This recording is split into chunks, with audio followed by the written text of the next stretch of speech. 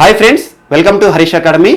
ఈరోజు వార్తలు నిలిచిన జాతీయ, అంతర్జాతీయ, రాష్ట్రీయ అంశాల గురించి, వార్తలు నిలిచిన వ్యక్తులు, అవార్డులు, పుస్తకాలు మరియు క్రీడా సంబంధిత సమాచారం ఒక్కొక్క అంశాన్ని వివరంగా తెలుసుకునే ముందు కొన్ని హెడ్లైన్స్ చూద్దాం. గత వారంలో మనం శ్రీలంకకు సంబంధించిన ఎన్నికల విధానం ఈ సంవత్సరం ఎలా ఉండబోతోందో చూసాము. కోవిడ్-19 దృష్ట్యా ఈరోజు శ్రీలంకకు సంబంధించిన ఎన్నికల ఫలితాలు వెలువడ్డాయి. నెక్స్ట్ ఏర్పడబోయే ప్రభుత్వం ఏంటి, భారతదేశంతో అది ఎలా ఉండబోతోంది చూద్దాం. మరియు అమెరికా, క్యూబాకి మధ్యలో ఒక అంశం ఈరోజు వార్తలు నిలిచింది. సో దానికి సంబంధించిన అంశము. మరియు అమెరికా ఈరోజు కొన్ని యాప్స్ పైన బ్యాన్ వేసింది, అవేంటో చూద్దాం. మరియు దాంతోపాటు ఈరోజు వీనస్ ప్లానెట్ వార్తలు నిలిచింది, ఏ విషయంలో చూద్దాం. మరియు దాంతోపాటు ఈరోజు యమున మళ్ళీ వార్తలు నిలిచింది. నేషనల్ గ్రీన్ ట్రిబ్యునల్ ఏదైతే ఉందో యమునా నది విషయంలో ఒక రాష్ట్రానికి కొన్ని హెచ్చరికలు జారీ చేసింది, వాటికి సంబంధించిన సమాచారము. మరియు ఇన్కాయిస్ అంటే ఏంటి, దానికి సంబంధించి కొత్తగా డైరెక్టర్గా నియమితులైన వ్యక్తి ఎవరు, తనకి తెలుగు రాష్ట్రానికి మధ్యలో సంబంధం ఏంటి, మరియు ఇన్కాయిస్ యొక్క డ్యూటీ ఏంటి. ఈరోజు ఇన్కాయిస్ భారతదేశంలోని ఒక రాష్ట్రాన్ని ఏ విషయంలో మొట్టమొదటి రాష్ట్రంగా గుర్తించింది, దానికి సంబంధించిన సమాచారము. మరియు ఫ్లోరోసిస్కి సంబంధించి కొన్ని అంశాలు ఈరోజు కొన్ని పరిశోధనలు వార్తలు నిలిచాయి. మరియు ఫిషరీస్కి సంబంధించిన ఒక నివేదిక.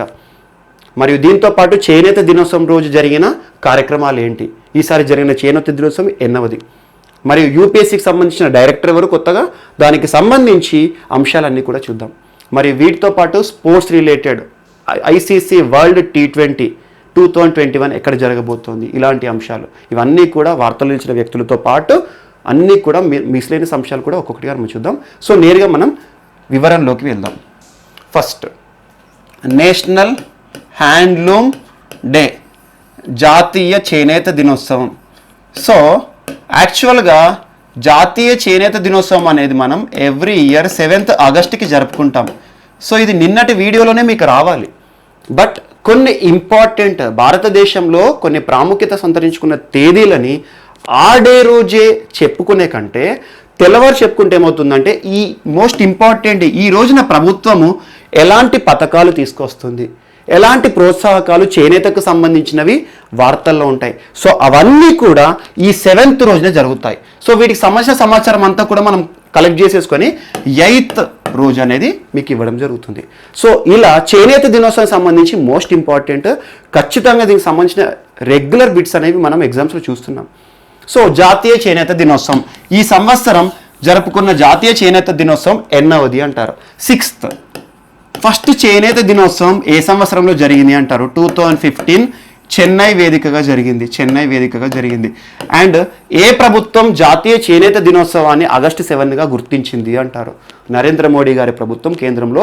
ప్రతి సంవత్సరం కూడా చేనేత మన సంస్కృతిని దృష్టిలో ఉంచుకొని చేనేత పైన అవగాహన, చేనేతకు సంబంధించిన ప్రోత్సాహకాలు కల్పించడానికి భారత ప్రభుత్వం ప్రతి సంవత్సరం కూడా ఆగస్టు 7న చేనేత దినోత్సవంగా జరుపుకోవాలని కొన్ని ముఖ్యమైన అంశాలతో ఆగస్టు 7th 2015 నుండి జాతీయ చేనేత దినోత్సవం అనేది వార్తలు ఉంది. సో ఈసారి 6th ఎడిషన్, కానీ ఈసారి కోవిడ్-19 ఉంది కాబట్టి ఇప్పుడు ఎక్కడ కూడా సదస్సులు కానీ చేనేత కార్మికులు ఎవరైతే ఉంటారో వారికి సంబంధించిన సమావేశాలు కానీ ఏర్పాటు చేసే పరిస్థితి లేదు. మరి ఇలాంటి పరిస్థితిలో టోటల్గా వర్చువల్గా ప్రస్తుతం చేనేతకు సంబంధించిన కన్సర్న్డ్ మినిస్ట్రీ ఎవరున్నారంటే స్మృతి ఇరానీ మనకు తెలుసు కదా రెగ్యులర్గా. స్మృతి ఇరానీ గారు చేనేత దినోత్సవం రోజున చేనేతకు సంబంధించిన కొన్ని అంశాలను ప్రస్తావించారు. మరి ఆగస్టు 7నే చేనేత దినోత్సవం ఎందుకు జరపాలనే క్వశ్చన్ చాలా మందికి వస్తుంది. సో 1905 మనకు చరిత్రలో 1905 ఇయర్ మోస్ట్ ఇంపార్టెంట్ స్వదేశీ ఉద్యమంలో భాగంగా, స్వదేశీ అంటే ఏంటంటే మనము పరాయి పాలనలో ఉండదలుచుకోలేదు, వారికి సంబంధించిన వస్తువులన్నింటినీ బాయ్కాట్ చేయాలి. సో బ్రిటిషర్స్ని మనం వారిని ఎట్టి పరిస్థితుల్లో దెబ్బతీయాలి అంటే మనకున్న బలం వారికి మార్కెట్ సౌకర్యాలను దూరం చేయాలి. సో వారు ఏవైతే ఉత్పత్తి చేసిన వస్తువులు ఉంటాయో భారతదేశంలో వాటికి మార్కెటింగ్ అనేది చేయకూడదు. సో వారి వస్తువులు మనకుంటే మన దగ్గర నుండి డబ్బులు వాళ్ళకి వస్తాయి, వాళ్ళు ఎలాగూ దానివల్ల బెనిఫిట్ అవుతున్నారని చెప్పేసి స్వదేశీ ఉద్యమం అనేది మన భారతదేశంలో తీసుకొచ్చారు. అందులో భాగంగా మన సొంతంగా తయారు చేసుకున్న వస్తువులు, సొంతంగా నేసిన వస్త్రాలు, చేనేత, మనకి ఏదైతే ఉంటుందో మగ్గము చాలా చిహ్నంగా మిగిలిపోయింది. స్వదేశీ ఉద్యమం అనగానే గుర్తుకొచ్చేది మనకు మగ్గం. సో అలాంటి స్వదేశీ ఉద్యమంలో భాగంగా స్వదేశీ ఉద్యమం 1905 ఆగస్టు 7న ప్రారంభమైంది. అందులో భాగంగా జాతీయ చేనేత దినోత్సవాన్ని ఎవ్రీ ఇయర్ ఆగస్టు 7న గుర్తిస్తామని చెప్పేసి ఆల్మోస్ట్ 110 సంవత్సరాల తర్వాత 2015లో జాతీయ చేనేత దినోత్సవం అనే అంశము మొట్టమొదటిసారి నరేంద్ర మోడీ గారి ప్రభుత్వం జరిపింది. అలా చేనేతకు సంబంధించి అంతరించిపోతున్న చేనేత, మనకు హ్యాండ్లూమ్స్ ఉంటాయి, చేయితో నేసేవి చేనేత. సో హ్యాండ్లూమ్స్ అనే వాటి ప్లేస్లో మరమగ్గాలు వచ్చినాయి. మరమగ్గాలు అంటే ఎలక్ట్రిఫైడ్ మరమగ్గాలు ఏవైతే ఉంటాయో అవి రావడం ద్వారా చేతితో నేసే వస్తువులకి గిరాకీ తగ్గిపోయింది అని చెప్పేసి వారికి ప్రోత్సాహకాలు కల్పించడం. ఎగ్జాంపుల్ ఒక రాష్ట్ర ప్రభుత్వం తీసుకుంటే తెలంగాణలో కానివ్వండి, ఆప్కోస్ ఏర్పాటు చేసి ఏం చేస్తారు, చేనేత దుస్తులకు డిమాండ్ కల్పించడానికి ప్రభుత్వ ఉద్యోగులు వారానికి ఖచ్చితంగా ఒకసారి చేనేత దుస్తులు ధరించాలని కొన్ని కీలక నిర్ణయాలు. ఎందుకంటే ప్రభుత్వ ఉద్యోగులకి కానీ ప్రజలకు కానీ ఒక ఆర్డర్ ప్రభుత్వం ఇచ్చినప్పుడు ఖచ్చితంగా ఆ దుస్తులు ధరించండి అంటే ఆ చేనేత దుస్తులకు మార్కెటింగ్ అనేది కల్పించబడుతుంది. ఆటోమేటిక్గా మనకి రొటేషన్, సింపుల్ చెప్పాలంటే ఉత్పత్తి చేసిన వస్తువులు ఎప్పుడైనా కూడా మార్కెట్లోకి రిలీజ్ అయ్యి మార్కెట్ ప్రయోజనాలు పొందినప్పుడే ఆ ఉత్పత్తి చేసిన వర్తకుడు ఎవరైతే ఉంటారో తనకి లాభం అనేది వస్తుంది. సో నేసినవన్నీ కూడా ఒక మూలన పడిపోతే ఆ నేసిన వాటికి ప్రయోజనం ఉండదు, తనకి సంబంధించి ఎంతో ఖర్చు పెడతాడు. సో అలాంటివన్నీ కూడా మనకు మార్కెటింగ్ సౌకర్యం కల్పించాలి.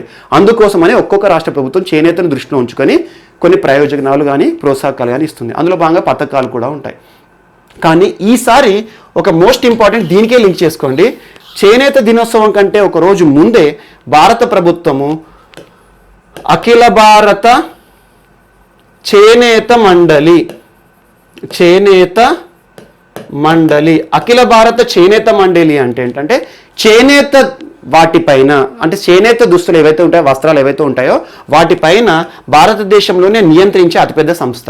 సో దీనిని రద్దు చేస్తున్నట్టుగా భారత ప్రభుత్వం ఇటీవల కొన్ని ఉత్తర్వులను రిలీజ్ చేసింది. ఇది కొన్ని ప్రాంతాల్లో ఆప్కోస్ కానివ్వండి, చేనేత పైన యాజమాన్యాలు కానివ్వండి, భారత ప్రభుత్వం పైన తీవ్రంగా విమర్శించారు కూడా. సో ఈ రోజున అఖిల భారత చేనేత మండలి అనే వ్యవస్థను రద్దు చేస్తున్నట్టు కేంద్ర ప్రభుత్వం ప్రకటించింది. మరియు చేనేత దినోత్సవం రోజున జరిగిన అంశం ఏంటంటే స్మృతి జుబిన్ ఇరానీ గారు ఒక చేనేతకు ప్రోత్సాహం ఇచ్చే విధంగా ఒక ప్రోగ్రామ్ కూడా తీసుకొచ్చింది. నేషనల్ హ్యాండ్లూమ్ స్కీమ్ పథకం తీసుకొచ్చింది. నేషనల్ హ్యాండ్లూమ్ స్కీమ్ అనే ఒక పథకం తీసుకొచ్చింది. దానికి సంబంధించి విధి విధానాలు అవన్నీ కూడా ప్రభుత్వం నుండి త్వరలో ఇస్తామని చెప్పడం జరిగింది. అండ్ దాంతోపాటు ఒక పోర్టల్ను కూడా తీసుకొచ్చింది. ఒక పోర్టల్ లేదా యాప్. ఆ యాప్ మై హ్యాండ్లూమ్ అనే పేరుతో ఒక యాప్ తీసుకొచ్చారు. మై హ్యాండ్లూమ్ అనే పేరుతో ఒక యాప్ని కూడా రిలీజ్ చేయడం జరిగింది. సో కేంద్రంలో జరిగాయి ఇవన్నీ కూడా. సో ఆగస్టు 7th రోజున. అండ్ మోస్ట్ ఇంపార్టెంట్ తెలంగాణ రాష్ట్ర ప్రభుత్వం, ఇక్కడే లింక్ చేస్తున్నాను. తెలంగాణ రాష్ట్ర ప్రభుత్వము చేనేత దినోత్సవాన్ని దృష్టిలో ఉంచుకొని చేనేత రంగంలో కృషికి గాను తను చేసిన కృషిని గుర్తిస్తూ ప్రతి సంవత్సరం కొండా లక్ష్మణ్ బాపూజీ పేరిట అవార్డులను ప్రకటిస్తుంది. కొండా లక్ష్మణ్ బాపూజీ. సో కొండా లక్ష్మణ్ బాపూజీ ఏంటంటే హైకో సదస్సులు అంటారు. మరీ డెప్త్గా వెళ్ళట్లేదు, సబ్జెక్టులోకి వెళ్ళట్లేదు. ఏంటంటే హైకో సదస్సులు ఏర్పాటు చేసి భారతదేశంలో చేనేత రంగానికి అవగాహన చేపట్టే కార్యక్రమాలు తీసుకొచ్చాడు. అండ్ కొండా లక్ష్మణ్ బాపూజీ తెలంగాణ ఉద్యమ చరిత్రలో కూడా మోస్ట్ ఇంపార్టెంట్. తన మంత్రి పదవి రాజీనామా కానివ్వండి, స్పెషాలిటీ కానివ్వండి, అలా కొండా లక్ష్మణ్ బాపూజీ జ్ఞాపకార్థం ప్రతి సంవత్సరం చేనేత దినోత్సవం రోజున ప్రభుత్వం కొంతమంది చేనేత వర్తకులు కానీ చేనేత రంగం పైన ఆధారపడే వారికి గుర్తించి అవార్డులు ఇస్తుంది. ఈ సంవత్సరం కేటీఆర్ గారు 18 మంది వ్యక్తులకు చేనేత రంగంలో విశిష్ట సేవలు చేసిన వ్యక్తులకి వర్చువల్ విధానంలో అవార్డులని ప్రకటించడం జరిగింది. 18 మందికి చేనేత దినోత్సవం నాడు ప్రకటించడం జరిగింది. ఇది ఒకటి కూడా మోస్ట్ ఇంపార్టెంట్. సో చేనేత దినోత్సవాన్ని గుర్తు చేసుకొని మనకి August 7th అనేది మోస్ట్ ఇంపార్టెంట్. ఈ సంవత్సరం జరిగిన అంశాలు వర్చువల్గా జరిగే సదస్సులన్నీ స్మృతి ఇరానీ గారు కూడా వర్చువల్గా వీటి ప్రకటన చేశారు. ఏంటవి మనకి ఇందాక చెప్పాను నేను. ఒకటి నేషనల్ హ్యాండ్లూమ్ స్కీమ్ ఒకటి, మరియు దాంతోపాటు మై హ్యాండ్లూమ్ అనే ఒక పోర్టల్ చేనేత రంగాన్ని ఆదుకోవడానికి. అండ్ భారతదేశంలో చేనేత రంగం అత్యధికంగా ఉన్న రాష్ట్రం ఏది అంటే వెస్ట్ బెంగాల్, తర్వాత తెలంగాణ ప్రాంతంలో చేనేత పైన ఆధారపడిన వాళ్ళు ఎక్కువగా ఉంటారు. అండ్ ముఖ్యంగా సిరిసిల్ల ప్రాంతం కానివ్వండి. కాకపోతే చేనేత రంగంలో కొన్ని మారుతున్న పరిస్థితులు, ఆర్థిక సంస్కరణలో భాగంగా చేనేత రంగం చాలా దెబ్బతినింది. అందువల్ల చేనేత రంగం మీద ఆధారపడ్డ ప్రతి ఒక్కరు కూడా ఉరి వేసుకోవడము, ఆ నేసిన చీరలు అమ్ముడుపోక ఆ చీరనే ఉరిగా మార్చుకోవడము, ఉరిసిల్లగా మారింది చేనేత రంగం. కొంతమంది పొట్ట చేతి పట్టుకొని సోలాపూర్, సూరత్ వైపు వలసలు చెందడం, ఇవన్నీ కూడా తర్వాత కాలంలో పరిణామం జరిగాయి. సో చేనేత రంగం ఏది ఏమైనా కూడా మనకు అవన్నీ సమస్యలు, చేనేత రంగం సమస్యలు కాకుండా కూడా ప్రస్తుతం August 7th చేనేత దినోత్సవం రోజున జరిగిన అంశాలు. ఏ రోజున మొట్టమొదటి చేనేత దినోత్సవం జరిగింది చరిత్రలో, అండ్ 110 years తర్వాత ఎవరు ప్రారంభించారు, ఏ ప్రభుత్వం, ఈ సంవత్సరం ఎన్నవది, ఇవి గుర్తుంచుకోండి చాలు. ఓకే, నెక్స్ట్ సెకండ్ ఈరోజు fluorosis. Indian institute of nano science and technology Indian institute of nano science and technology సంస్థ ఇటీవల ఫ్లోరైడ్ అయాన్స్ ని కంటితో చూసే విధంగా ఒక కొత్త టెక్నిక్ని కనుగొన్నది. ఫ్లోరైడ్ అయాన్స్ చూడండి, దీనికి సంబంధించి ఫ్లోరోసిస్ వ్యాధి మళ్ళీ వార్తలు నిలిచింది. ఏదైనా వ్యాధులు వార్తలు నిలిచినప్పుడు వాటికి సంబంధించిన సమాచారాన్ని చూడండి. సో ఫ్లోరోసిస్ ఏ రకంగా వస్తుంది, భారతదేశంలో ఫ్లోరోసిస్ వ్యాధి ఎక్కువగా ఏ రాష్ట్రంలో చూడబడుతుంది, తెలంగాణలో ఏ రాష్ట్రం చూడబడుతుంది, ఆంధ్రప్రదేశ్లో ఏ రాష్ట్రం చూడబడుతుంది, అలా ఫ్లోరోసిస్ అనేది ఇప్పుడు మళ్ళీ వార్తలు నిలిచింది. సో కంటితో చూసే విధంగా ఫ్లోరైడ్ అయాన్లు, వాటర్లో ఎన్ని అయాన్స్ ఉన్నాయి, సో ఫ్లోరైడ్ కాన్సన్ట్రేషన్ ఎక్కువగా ఉందా తక్కువగా ఉందా అని చెప్పేసి చూసే విధంగా ఒక టెక్నిక్ని కనుగొన్నారు. అదే మనకి Indian institute of nano science and technology సంస్థ వారు కనుగొనడం జరిగింది. అండ్ చూడండి, భారతదేశంలో ఫ్లోరైడ్ విషయంలో కాన్సన్ట్రేషన్ ఏ రకంగా ఉండాలి ఇవన్నీ కూడా జస్ట్ ఎట్ ఏ గ్లాస్లో చెప్తాను. ఫ్లోరిన్ అనేది మోస్ట్ ఇంపార్టెంట్. మనం త్రాగే నీటిలో ఖచ్చితంగా ఫ్లోరిన్ ఉండాల్సిందే. సో ఏదైనా కూడా మితంగా ఉంటే మంచిదే, కానీ అమితంగా తీసుకుంటే అది ఏదైనా విషమే.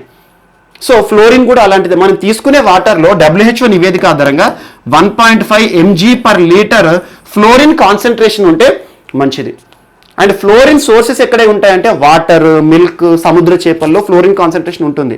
సో ఆ ఫ్లోరిన్ కాన్సన్ట్రేషన్ ప్రతి లీటర్ నీటిలో 1.5 mg ఉంటే acceptable according to WHO Geneva. So Geneva ఇచ్చిన స్టాండర్డ్స్ ప్రకారం. మరి ఫ్లోరిన్ ఎందుకు ప్రతి వ్యక్తికి కావాలంటే మన దంతాలు ఏవైతే ఉంటాయో దంతాల పైన పింగాణి పొర అంటారు, ఎనామిల్ అంటారు, ఎనామిల్. సో ఎనామిల్ ఏర్పడడానికి మరియు ఎముకలు దృఢంగా ఉండడానికి ఫ్లోరిన్ అనేది మోస్ట్ ఇంపార్టెంట్. సో అలా ఉండాల్సిన మోతాదులో కంటే ఎక్కువ ఉందనుకోండి, 3 mg అని, 7 mg అని, రాజస్థాన్లోని కొన్ని ప్రాంతాల్లో 23 mg/L కూడా ఉంటుంది. అండ్ భారతదేశంలో రాజస్థాన్లో ఫ్లోరోసిస్ సమస్య ఎక్కువగా ఉంటుంది. సో ఈ రకంగా ఫ్లోరోసిస్ అనేది ఎప్పుడు వస్తుందంటే మనం తీసుకునే శరీరంలోకి ప్రవేశించే ఫ్లోరిన్ కాన్సన్ట్రేషన్ పెరిగినప్పుడు ఫ్లోరోసిస్ వ్యాధికి కారణమవుతుంది. ఫ్లోరోసిస్ ఎట్లా ఉంటుంది, ఎముకలు వంగిపోవడం కానివ్వండి, చూడండి ఎముకలు వంగిపోవడము, దంతాలు విరిగిపోవడం, ఎల్లో కలర్లోకి మారడం, ఇలాంటి అంశాలన్నీ కూడా ఫ్లోరోసిస్ ద్వారా ఏర్పడతాయి.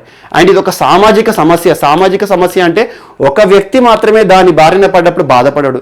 ఇప్పుడు ఎగ్జాంపుల్, ఒక వ్యక్తికి ఫ్లోరోసిస్ బారిన పడ్డప్పుడు, ఫ్లోరోసిస్ వ్యాధి వచ్చినప్పుడు ఎముకలు విరగడం కానీ వంగడం కానీ చేశారనుకోండి, తన పైన డిపెండ్ అయిన వాళ్ళు ఎవరైతే ఉంటారో ఆ అబ్బాయికి సంబంధించి ఆ కుటుంబం అంతా కూడా బాధపడుతుంది. సో సమాజం పైన దీని యొక్క తీవ్ర ఇంపాక్ట్ ఉంటుంది.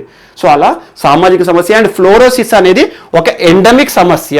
ఎండమిక్ అంటే ఏంటి, ఒక ప్రాంతంలో మాత్రమే చూస్తుంది.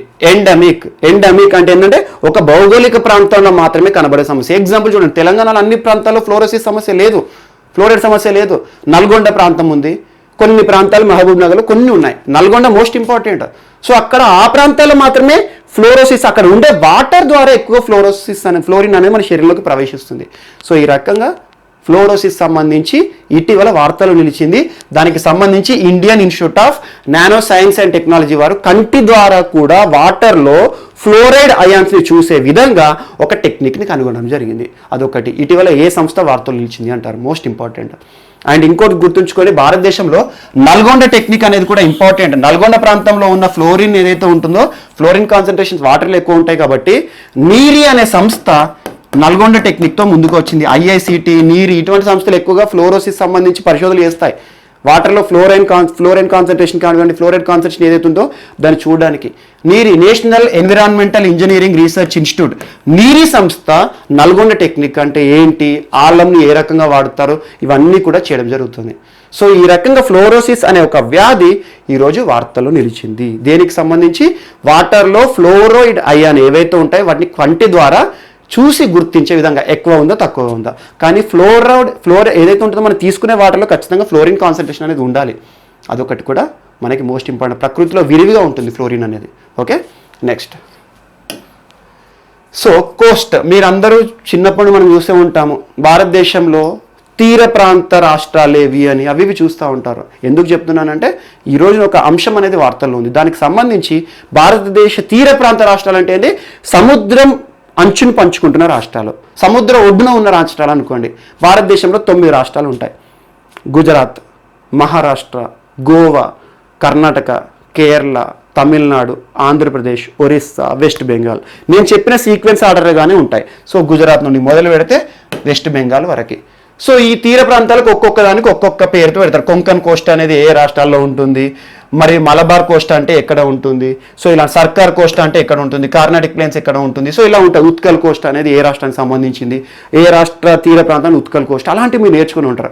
సో ఈ రోజున ఒక నివేదిక వచ్చింది. ఎందుకంటే భారతదేశంలో India is queen of Indian ocean, హిందూ మహాసముద్రానికి రాని భారతదేశం. అలా భారతదేశానికి చూడండి 3 దిక్కులకి కూడా సముద్రం ఉండడం అనేది మన అదృష్టం. సో ఈ సముద్రయానం ద్వారా మనకు సముద్రం నుండి కూడా వాణిజ్యం, ఎక్స్పోర్ట్స్, ఇంపోర్ట్స్ చేసుకుంటున్నాం. సో అలా సముద్రం ఉండడము, ల్యాండ్ వే ఉండడము అన్నీ కూడా భారతదేశానికి అనుకూలమైన ప్రాంతం. ఇంత మంచి ప్లేస్లో ఏ దేశం కూడా లేదు. అంటే మన దేశం మనం అనుకోవడం కాదు, కానీ అద్భుతమైన ప్రాంతంలో ఉంది, ఒక మంచి పెనిన్సులా. సో 3 దిక్కులకు వాటర్ ఉండడం. సో ఇటీవల ఒక రిపోర్ట్ అనేది వచ్చింది. అదేంటంటే marine fish landings report. Marine fish landings report అనేది central marine fish research institute వాళ్ళు, central marine fish research institute సంస్థ ప్రతి సంవత్సరం భారతదేశానికి సంబంధించి ఫిష్లకు సంబంధించి, చేపలకు సంబంధించి నివేదికలు ఇస్తుంది. భారతదేశంలో ఆ సంవత్సరంలో, గడిచిన సంవత్సరంలో ఎన్ని చేపలను పట్టుకున్నారు, ఏ ప్రాంతం నుండి ఎన్ని చేపలు దొరుకుతున్నాయి అని. ఎందుకంటే మత్స్యరంగం పైన భారతదేశం చాలా ఆధారపడింది. మన భారతదేశం వేరే దేశాలకి చేపలను ఎగుమతి చేసుకుంటుంది. ఎందుకంటే ఇలా మనకు చుట్టూ కూడా సముద్రం ఉంది. అండ్ సముద్రంలో కూడా మనకు సంబంధించిన సావర్నిటీ అనేది ఉంటుంది, ఎంతవరకు ఉంటుంది అవన్నీ కూడా మీరు నేర్చుకుని ఉంటారు. సో ఈ రకంగా సముద్రంలో దొరికే చేపలు అనేవి మనకు వాణిజ్యపరంగా మనకి మోస్ట్ ఇంపార్టెంట్. సో వీటిని ఎక్స్పోర్ట్ చేయడం అది చేస్తుంది. సో ఈ రోజున ఇచ్చిన report central marine research institute ఏదైతే ఉందో ఫిష్ సంబంధించి ఒక report, marine fish landings report 2019 సంవత్సరానికి సంబంధించి 2020లో వచ్చింది. సో ఆ రిపోర్ట్ ఏం చెప్పింది అంటే భారతదేశంలో 2019లో చేపల యొక్క లభ్యం అనేది, అంటే దొరకడం అనేది గత సంవత్సరంలో 2018తో పోలిస్తే కొంచెం పెరిగింది. అంటే చేపల పైన మనం ఆధారపడమో, చేపలు దొరకడం అనేది మనకు అదృష్టం చెప్పాను కదా. సో చేపలు ప్రతి సంవత్సరం కూడా దొరుకుతున్నాయి. భారతదేశంలో లభ్యమయ్యే చేపల యొక్క గణన అనేది పెరుగుతుంది. అలా 2018తో పోలిస్తే 2019లో మనకు చేపలు ఎక్కువగా దొరికినాయి. కానీ ఇక్కడ ఒక ట్విస్ట్ ఏమొచ్చింది అంటే, ఎంత ఏంది అని అడగరు. ఇక్కడ ట్విస్ట్ ఏమొచ్చింది అంటే భారతదేశంలోని ఒక తీరం వైపు, అంటే ఒక దిక్కున చేపల యొక్క జనాభా తగ్గిపోవడము, లభ్యత తగ్గడం అనేది వార్తలు ఇచ్చింది. Most important concern. దీనికి కారణం ఏంటంటే పర్యావరణ మార్పు ఏదైతే ఉంటుందో, సింపుల్ చెప్పాలి వాతావరణ మార్పు, పర్యావరణ కాదు, క్లైమేట్ చేంజ్ ఏదైతే ఉంటుందో, క్లైమేట్ చేంజ్ అనేది ఓషానిక్ టెంపరేచర్ పైన, ఓషన్స్ పైన కూడా పడుతుంది. సో భారతదేశానికి వెస్ట్ సైడ్ 30% చేపల యొక్క లభ్యత అనేది తగ్గింది అని చెప్పింది. ఇది ఒక్కటి గుర్తుంచుకోండి. భారతదేశానికి పశ్చిమ దిక్కున లాస్ట్ ఇయర్తో కంపేర్ చేస్తే, 2018తో కంపేర్ చేస్తే 30% చేపల లభ్యత తగ్గింది. అండ్ మార్జినల్గా ఈస్టర్న్ కోస్ట్ సైడ్ కొంచెం పెరిగింది. ఆటోమేటిక్గా 2018తో పోలిస్తే 2008లో మార్జినల్ ఇంక్రీజ్ అనేది చేపల లభ్యతలో కనబడ్డా కూడా ఇటు సైడ్ అనేది మన concerning area. So western side మన యొక్క చేపల లభ్యత అనేది తగ్గుతోంది. దీనిపైన ప్రభావము వాతావరణ మార్పే కారణము అని చెప్పేసి నివేదికలు చెప్తున్నాయి. కానీ ఒకటి గుర్తుంచుకోండి, ఎవ్రీ ఇయర్ ఇచ్చే సంస్థ చేపలకు సంబంధించింది ఏం రిపోర్ట్ ఇస్తుంది, ఆ పేరేంటి, మెరైన్ ఫిష్ ల్యాండింగ్స్ రిపోర్ట్ 2019కి సంబంధించి 2018తో కంపేర్ చేస్తూ ఇచ్చారు. సో ఇటు సైడ్ వెస్టర్న్ కోస్ట్ సైడ్ మనకి చేపల లభ్యత తగ్గుతోంది. సో 30% తగ్గింది లాస్ట్ ఇయర్తో కంపేర్ చేస్తే. అదొకటి ఇంపార్టెంట్. అండ్ ఓవరాల్ చూస్తే 2018తో పోలిస్తే 2008లో కొంచెం పెరిగింది. కానీ ఇది area of concern. India has to focus, ఎందుకు జరుగుతోంది అది అని చెప్పి చూడాలి. ఇండియానే కాదు, వాతావరణ మార్పు అనేది ఒక దేశంతో జరిగేది కాదు, ప్రపంచ దేశాలన్నీ ముందుకు రావాలి. సో అలా ప్రతి దేశం కూడా, నార్వే చూడండి, నార్వే లాంటి దేశము ఫిష్ పైన చాలా ఆధారపడి బతుకుతోంది.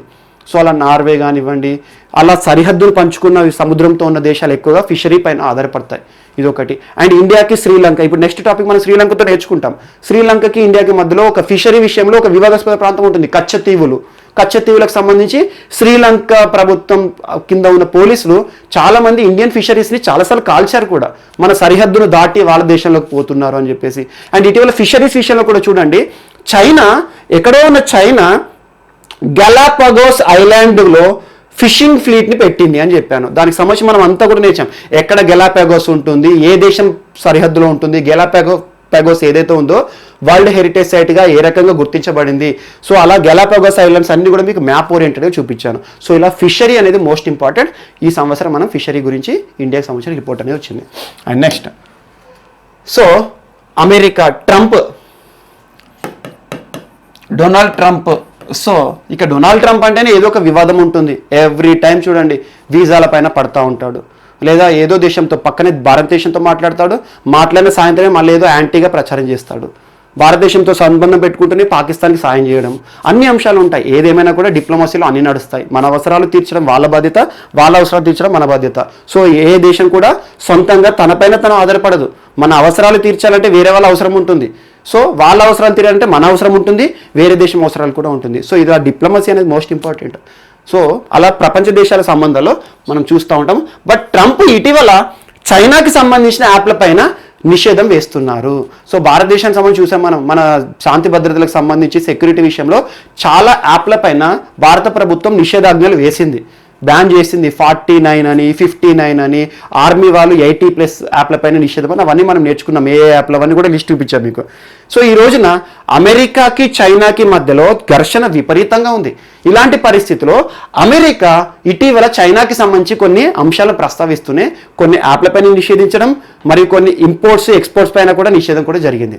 సో అలాంటి సమయంలో ఈ రోజున అమెరికా బ్యాన్ చేసిన 2 యాప్స్, ఒకటి WeChat and TikTok. So TikTok ప్రపంచంలోనే ఆదరణ పొందిన టిక్టాక్ పైన బ్యానింగ్ అనేది ఎక్కువ ఉంది. అండ్ టిక్టాక్కి సంబంధించి ఆ సంస్థలు కొనే విషయంలో మైక్రోసాఫ్ట్ అనే రెగ్యులర్గా వార్తలు చూస్తుంది, మైక్రోసాఫ్ట్ కంపెనీ. సో దానికి సంబంధించి ఫైనల్గా రాలేదు. ఒకవేళ మైక్రోసాఫ్ట్ కంపెనీ దీన్ని కొంటే ఏ రకంగా ఉంటుందో అదంతా కూడా మనం చూడాలి. సో ఈ రోజున అమెరికా ప్రభుత్వం వీచాట్ మరియు టిక్టాక్ పైన బ్యాన్ వేయడం జరిగింది. అండ్ నెక్స్ట్, అమెరికాకి సంబంధించి ఇంకొక అంశం ఏంటంటే, అమెరికాకి క్యూబాకి శత్రు దేశాలు. సింపుల్ చెప్పాలంటే అమెరికా ఇక్కడ ఉంటుంది, క్యూబా ఇక్కడ ఉంటుంది. ఇది క్యూబా ప్రాంతం, ఇది అమెరికా. చాలా పెద్ద దేశం, కానీ క్యూబా చాలా చిన్న దేశం. సింపుల్ చెప్పాలంటే ఇండియాకి శ్రీలంక ఎలా ఉంటుందో అమెరికా పైన ఉంటే క్యూబా అలా ఉంటుంది. సేమ్ అదే ఉంటుంది, చిన్నగా ఉంటుంది. కానీ ఒక రకంగా చెప్పాలంటే క్యూబాకి ఎంత శక్తి ఉంటుందంటే అమెరికాని కూడా భయపెట్టే శక్తి ఉంటుంది. అమెరికా తలుచుకుంటే ఈ క్యూబా దేశాన్ని ఎంతసేపు. కానీ క్యూబా కొంతమంది గొప్ప నాయకులను ప్రపంచానికి అందించింది. మనకు తెలుసు ఫిడెల్ క్యాస్ట్రోకి సంబంధించి. అండ్ బ్రతుకున్నంత కాలం కూడా క్యూబా విషయంలో తను చేసిన పోరాటాలు కానివ్వండి. అండ్ ఇంకోటి మనం చాలామంది చూస్తూ ఉంటాం, మనం ఎగ్జాంపుల్ చెగువేరా కానివ్వండి. సో క్యూబాకి చెగువేరాకి సంబంధం ఏంటి, ఇలాంటి అంశాలు రెగ్యులర్గా మనం చూస్తూ ఉన్నాం. సో అమెరికా క్యూబాపై ఎన్ని ఆంక్షలు విధించినా క్యూబా దాన్ని తట్టుకొని మనం రెగ్యులర్గా కూడా వార్తలు చూస్తున్నాం. క్యూబా అనేది ఈరోజు చిన్న దేశమైనా కూడా చాలా శక్తివంతమైన దేశం. And sugar bowl of the world అంటారు చూడండి. సో అలా క్యూబా ఈరోజు ఎందుకు వార్తలు ఇచ్చిందంటే, క్యూబా ఇటీవల UNHRCలో చేరాలనుకుంటుంది, బిడ్ ఫైల్ చేస్తుంది. UNHRC, United nations human rights council. So UNHRC అంటే ప్రపంచంలో మానవ హక్కుల గురించి ప్రస్తావించే ఒక సంస్థ యుఎన్హెచ్ఆర్సీ. రెగ్యులర్గా మనం దీని గురించి కూడా చూస్తున్నాం, మానవ హక్కుల ఉల్లంఘనకు సంబంధించి ఎలాంటి రిపోర్ట్స్ ఇస్తుందని. సో యుఎన్హెచ్ఆర్సీలో క్యూబా బిడ్ దాఖలు చేసింది, అంటే చేరుతున్నట్టుగా ప్రకటించింది. దానికి ఎవరి మద్దతు కావాలి? ప్రపంచ దేశాలు, ఐక్యరాజ్య సమితిలో ఉన్న అన్ని దేశాల యొక్క మద్దతు. ఇంత కోటా దేశాలు దానికి సపోర్ట్ చేయాలి. సో ఐక్యరాజ్య సమితిలోని దేశాలన్నిటికీ కూడా అమెరికా ఒక అల్టిమేటం, అంటే ఏంటంటే సింపుల్ చెప్పాలంటే కొన్ని ఆర్డర్స్ జారీ చేసింది. మీరు క్యూబాకి ఎట్టి పరిస్థితుల్లోనూ యుఎన్హెచ్ఆర్సీలో చేరడానికి మద్దతు ఇవ్వకండి అని చెప్పేసి అన్ని దేశాలను కూడా అమెరికా అడగడం జరుగుతుంది. సో ఇదొకటి కూడా మోస్ట్ ఇంపార్టెంట్. ఎప్పుడైనా చూడండి, నేను క్రితం క్లాస్ కూడా మీకు చెప్పాను, అమెరికాకి శత్రు దేశంగా ఏదైనా దేశం నిలిస్తే ఆ దేశం ప్రపంచంలోనే శత్రు దేశంగా పరిగణించబడుతుంది. కారణం అమెరికా వేరే దేశాలపై చేసే ఒత్తిడి. ఇటీవల మనమే చూసాము, ఇండియా, ఇరాన్ ఎంత మంచి దేశాలు, ఎంత మంచి చారిత్రక సంబంధాలు ఉన్నా కూడా అమెరికాతో సరిసమానంగా ఇరాన్ నుండి మనం బెనిఫిట్ అయ్యాము. రూపీలో వాణిజ్యం జరిగినా కూడా ఇటీవల అమెరికా వేసిన ఆంక్షలకు ఇరాన్పై మనం ఆంక్షలు వేసేసి ఇరాన్తో చాబార్ పోర్టు ఇటీవల వార్తలు నిలుస్తుంది. అండ్ పెట్రోలియం దిగుమతులు 10% ఆఫ్ పెట్రోలియం ఇండియాలో ఇరాన్ నుండే వస్తుంది. దానిపైన కూడా మనం రూపీ కరెన్సీలో జరిగే విషయంలో కూడా మనం ఆంక్షలు వేయడం అదంతా చూస్తున్నాం. సో అలా ఈ రోజున క్యూబాకి సంబంధించి యుఎన్హెచ్ఆర్సీ వార్తలు నిలిచింది. క్యూబా జాయిన్ అవుతా అంటే అమెరికా అన్ని దేశాలకు కూడా క్యూబాకి మద్దతు ఇవ్వకండి అని చెప్పేసి రాయడం జరిగింది. ఇది ఒకటి కూడా most important. And next Sri Lanka. ఈరోజు శ్రీలంక వార్తలో నిలిచింది. మనం గతం వారం నేర్చుకున్నాం శ్రీలంకలో ఈసారి జరగబోతున్న ఎన్నికలు కోవిడ్-19 పరిస్థితుల కాలంలో ఎలాంటి అంశాలతో ముందుకు వచ్చింది అని. ఈరోజు శ్రీలంకకు సంబంధించిన ఫలితాలు వచ్చినాయి. 4వసారి 4th టైం మహింద రాజపక్సే ప్రభుత్వం ఏర్పడుతోంది. మహింద రాజపక్సే ఏ పార్టీ అంటారు? Sri Lanka people's party. Sri Lanka people's party ఆధ్వర్యంలో ఉన్న ఈ మహింద రాజపక్సే ప్రభుత్వాన్ని ఏర్పాటు చేయబోతున్నాడు. ఈ సండే రోజున ప్రమాణ స్వీకారం చేయబోతున్నాడు. అండ్ శ్రీలంకలో ఉన్న మొత్తం పార్లమెంటు స్థానాలు 225లో 145 స్థానాలు ఈ శ్రీలంక పీపుల్స్ పార్టీ గెలుచుకోవడం జరిగింది. అలాంటి శ్రీలంక పీపుల్స్ పార్టీకి సంబంధించి మహింద రాజపక్సే ఈ రోజున ప్రమాణ స్వీకారం ఆదివారం రోజున చేయడం జరుగుతుంది. సో అది మోస్ట్ ఇంపార్టెంట్. అండ్ ఇది 4వసారి ప్రధానిగా తను ప్రమాణ స్వీకారం చేయడం. అండ్ ఇంకోటి గుర్తుంచుకోండి, మహింద రాజపక్సే మొత్తం ఫస్ట్ నుండి కూడా చైనాకి మద్దతుదారుడు. చాలా అంశాలు చూసాం మనం. మీకు మహింద రాజపక్సే ప్రభుత్వం, ఆ ప్రభుత్వంలో తీసుకున్న నిర్ణయాలను అవన్నీ కూడా చూడండి.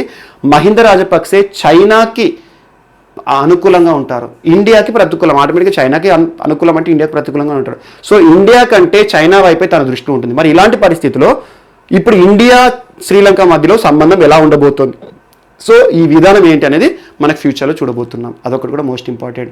సో తన ఎన్నికల దృష్ట్యా ఈ రోజున తన విజయం అనంతరం భారత ప్రధాని నరేంద్ర మోడీ గారు స్వయంగా తనకి శుభాకాంక్షలు కూడా చెప్పడం జరిగింది. సో మహింద రాజపక్సే పార్టీ పేరు గుర్తుంచుకోండి చాలు, నేషనల్ పీపుల్స్ పార్టీ. అంటే నేషనల్ పీపుల్స్ కాదు, శ్రీలంక పీపుల్స్ పార్టీ అనేది అధికారంలోకి రావడం జరుగుతుంది. ఇది ఒకటి కూడా most important. Next INCOIS, Indian national centre for ocean information centre. So ఇన్కాయిస్కి సంబంధించి అసలు దాని యొక్క డ్యూటీ ఏంటి అంటారు?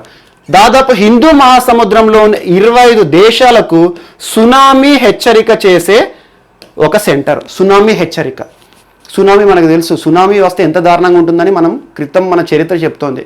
సో అలాంటి సునామీలు ఏవైతే ఉంటాయో హిందూ మహాసముద్రం ఆధారంగా ఉన్న దేశాలు దాదాపు 25 దేశాలకి ఇన్కాయ్ సంస్థ సునామీ హెచ్చరిక కేంద్రంగా పనిచేస్తుంది.